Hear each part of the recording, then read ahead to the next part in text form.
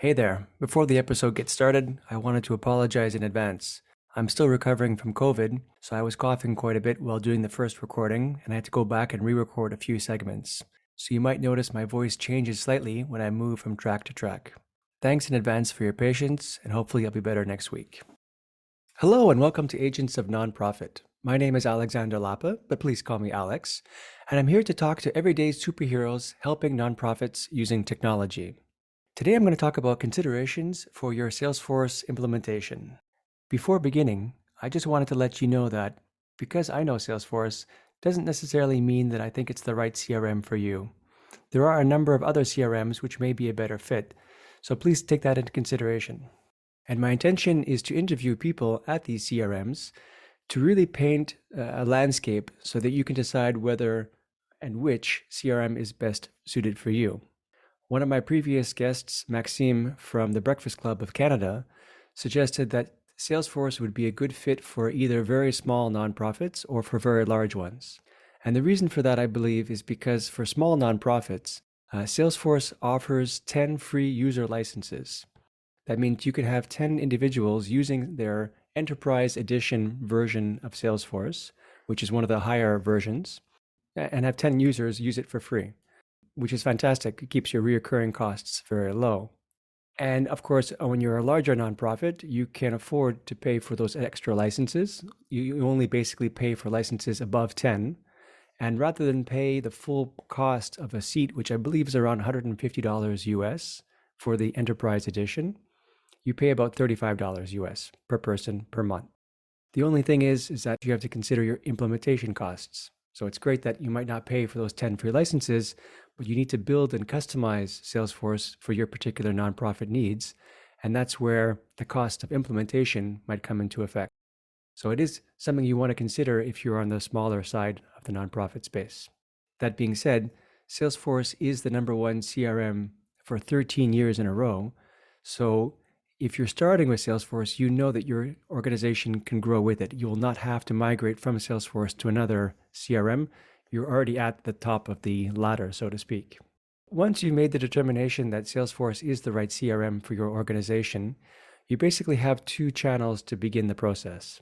The first one is to talk to Salesforce themselves.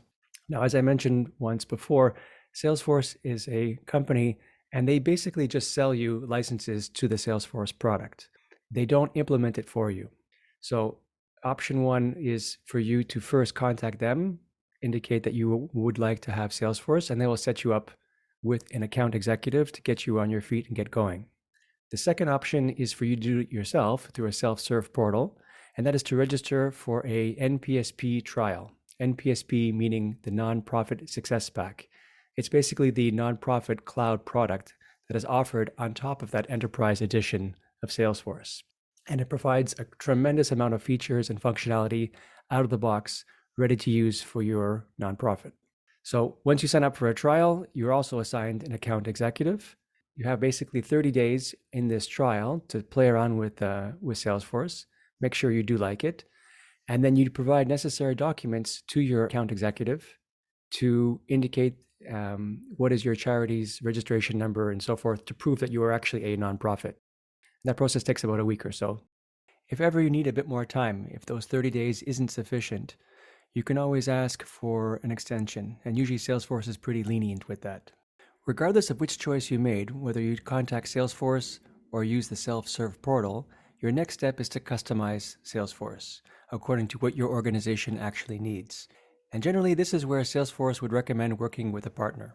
Finding a partner can be a bit challenging, finding the right partner especially, because your entire experience of Salesforce will be now focused or based on around the partner. If you've got a great partner, the process will be really smooth, everything will go really well, you'll have a great feedback, and a true partner.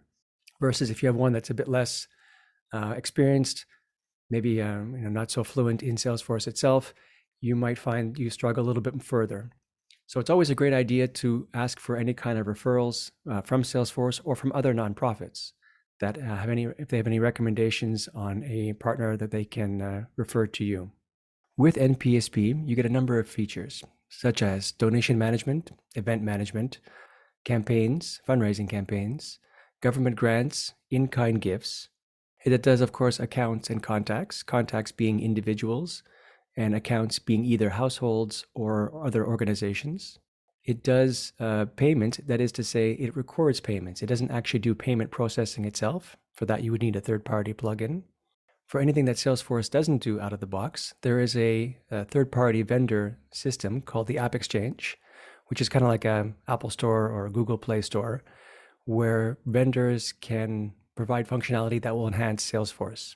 And there's a whole section, a whole category dedicated to nonprofits. I'll provide a link to the App Exchange in the episode's show notes. Some of the typical products that I end up installing for my clients are things such as a mass emailer, because Salesforce itself can only handle sending about 2,000 emails per day. So anytime you want to do some kind of campaign or appeal or outreach by email, then it's much better to have a proper email mass emailer that will also track, how many people have opened the email, how many people have clicked on links within the email, and that kind of stats. The second package that's commonly installed is some kind of payment processor. If your charity wants to accept donations through a credit card, an ACH transfer, or an e-transfer, then you'll need some kind of third-party payment gateway, Stripe being the most popular one. And then you'll need a connector that connects Stripe to Salesforce. There are also a few payment processor packages available to you.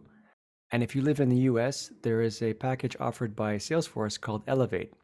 Unfortunately, it's not yet available in Canada, and we hope to receive it soon, but it handles all donation management and payment processing. Then if you want to provide some kind of tax receipts, there's various options for tax receipting.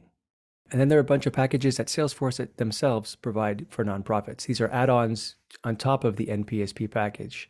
The ones that I normally add are PMM, which is Program Management Module. It helps determine programs and services and who's receiving these programs and services. There's a volunteering package to track all kinds of volunteering activity.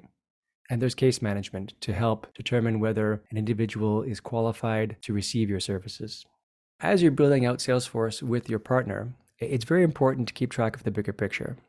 Salesforce is a wonderful tool, but it's just a tool. And like any other tool, you have to have the right process around it to be able to support the tool. So one of the things you should do is review your current business process. And once that's done, see how Salesforce fits within that process. And this leads the conversation to change management. Anytime you're introducing some kind of change to your current flow, to your current process, there's going to be some resistance. And there are a number of ways you can tackle that resistance. The first one is to get a champion, someone who is a cheerleader within your organization that will encourage others to use the tool. The second tip is to adopt one of Salesforce's mantra, which is, if it's not in Salesforce, it doesn't exist. And the idea behind that is, the reason you're using Salesforce is because you want to be able to track it. You want to be able to see where money goes in, where money goes out, where people are spending their time, how you're interacting with your constituents, and so forth. The more data you put into the system, the more useful data you put into the system, the better reporting and metrics you'll have. To that end, it's always good to have some kind of governance. Basically, it's a team of select individuals who are the decision makers that receive the feedback from all your users and then decide whether this is a feature that is useful to implement now, maybe sometime in the future, or it's a good idea, but it doesn't really fit within our paradigm. Another guiding principle is the crawl, walk, run approach for project delivery. And what that means is that your first release isn't your last. It'll be just the minimum that's needed to get your users using the system, to get comfortable with it and familiar with it, and to be able to provide great feedback. You will then improve the system to move to the walk phase, and that's where certain automations will come into play. These are automations that you don't necessarily want to do in the first phase because you're still learning how to use the system. And once that flow is determined, then you can start leveraging automation to automate certain behaviors and certain activities. The final stage is the run phase, and that's where you're adding additional functionality, additional enhancements, and really putting the cherry on top of that sundae. Another important consideration is data migration. Typically, you'll have some legacy data in some kind of system, whether it's a Notepad, Excel, or perhaps another CRM, and you'll have to determine how much of that data you want to bring into Salesforce. A few best practices here.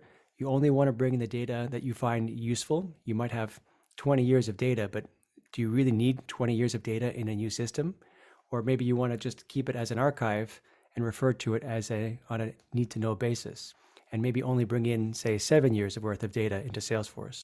You also want to make sure your data is as clean as possible. There's a philosophy of garbage in, garbage out, and you want to make sure that the information you're putting within Salesforce is as clean as possible. With your purchase of Salesforce, not only do you get a production environment, you also get a number of sandboxes. And a sandbox is basically a copy of production, a smaller copy of production, that allows you to play with the tool, to experiment, to install new packages, to test out new features. And you're able to do that in a safe environment without impacting your day-to-day operations that's in production. So typically you start your first implementation in production because it's the first time people are using it. And then any subsequent upgrades or enhancements you would first do in a sandbox, test it out with a small group of users, and then migrate or deploy those changes into production. On the rare occasion, it's okay to make a small change directly in production, but by far and large, you want to make most of your changes in a sandbox to do that testing before moving to production. And if you have multiple features being developed at the same time, it's a better idea to have one or multiple dev orgs, a single test org where everyone can test, and then a production org. Salesforce also offers powerful tools for security and permissions. I've seen most nonprofits have a more of an open sharing model. That is, everyone can see everything and modify anything. But based on your particular needs, you might want to restrict access. You may have, for example, certain volunteers that come and help with data entry, and perhaps you don't want those users to be able to delete certain records. So having different kinds of profiles allows you to have full control over who can do what. Once your data has been loaded and things are running smoothly, one of the next steps to consider is reports and dashboards. And this allows your team to report on basically anything that is in Salesforce. And there are a number of reports that you can do, and there are a number of dashboards you can build on top of those reports. Reports are more like the Excel sheet type style format versus the dashboards, which uses report data and presents it in a more visual fashion, a little more high-level bird's eye view kind of style, which are more suited for your executives. You can also put these dashboards on your homepage so that when you log into Salesforce, you can, at a glance, see what's happening within the system. Now that you know a few factors for success, let's talk about a few factors that can cause a project to fail. According to a report by Forrester in 2009, here are the 4 main reasons why CRM projects fail. Number 1 is a lack of coherent CRM strategy. 2 is a lack of attention to process. 3 is focusing on technology rather than people. 4 is failure to adopt once implemented. Other reasons cited were a lack of executive commitment, poor data quality, and lack of alignment with the existing IT architecture. So these are things you want to keep in mind to not do. In terms of ongoing maintenance, you have a few options. The first is to use your partner. So if your partner offers some kind of support package, then once you've agreed that a change needs to be made, you communicate that change to your partner and they do it for you. The second option is to empower your users, specifically one user, to become a Salesforce administrator. And there are a lot of great tools that is offered by Salesforce for free on how to learn and train to become a Salesforce administrator. Trailhead is one of them, and I'll provide a link in the show notes below. The third option is Salesforce themselves. They offer a Premier package, which offers a certain level of support. My recommendation is a combination of option 1 and option 2. You definitely want to empower your users to make certain changes, but it's also good to have a partner by your side to offer further guidance. One of the advantages of using cloud technology is that generally updates are included, and Salesforce is no exception. They release 3 updates per year, which offers new features and functionality, and it's an opt-in type of process, which means you decide when you want to use it. In addition to that, they offer certain critical updates, which are more ad hoc updates and patches, and generally you want to apply those as soon as you can. Salesforce has evolved to become much more than just a CRM. It's become a platform. And what that means is that you're able to do many customizations that really enhances your experience. You can create custom fields for existing objects or create new objects altogether. And the general principle for any kind of customization is, if something is available out of the box or through a package, then you want to use that. Because those are the tried and true methods. They've already been tested, they've already been proven. And only when they don't suffice, that's when you would go for customizations. All right, folks, that's it for today. I'm Alexander Lapa, and I hope you join me again next time for Agents of Nonprofit.